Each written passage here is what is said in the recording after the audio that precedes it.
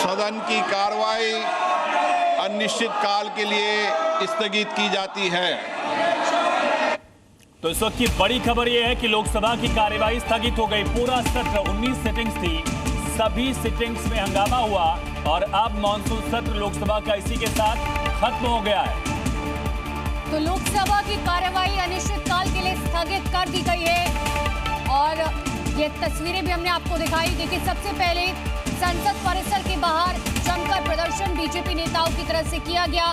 झारखंड के अंदर छात्रों पर जो लाठीचार्ज हुआ उसको लेकर कांग्रेस को घेरने की कोशिश और तस्वीर आपने लोकसभा की देखी जहां पर कार्यवाही स्थगित कर दी गई है अनिश्चितकाल के लिए। तो इसी बीच एक बड़ी खबर है, संसद परिसर के बाहर, संसद परिसर में दरअसल बीजेपी ने प्रदर्शन किया है। एक तरफ प्रधानमंत्री नरेंद्र मोदी, गृहमंत्री अमित शाह भी आज कार्यवाही में शामिल होने के लिए पहुंचे थे।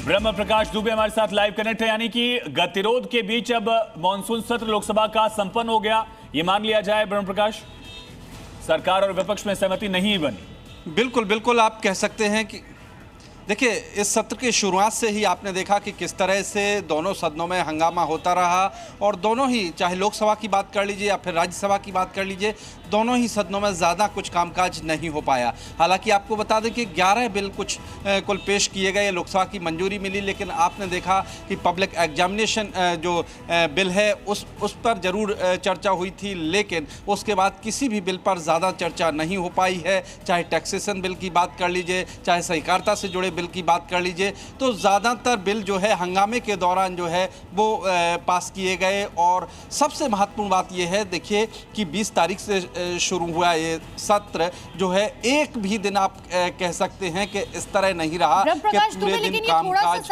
हुआ हो दोनों सदनों में। ऐसा एक्सपेक्टेड था नहीं कि वंदे मातरम का गीत होगा और उसके बाद जो है अचानक से स्पीकर की तरफ से कह दिया जाएगा अनिश्चितकाल के लिए स्थगित। लग रहा था कि शायद 1-2 घंटे तो खिंचेगा।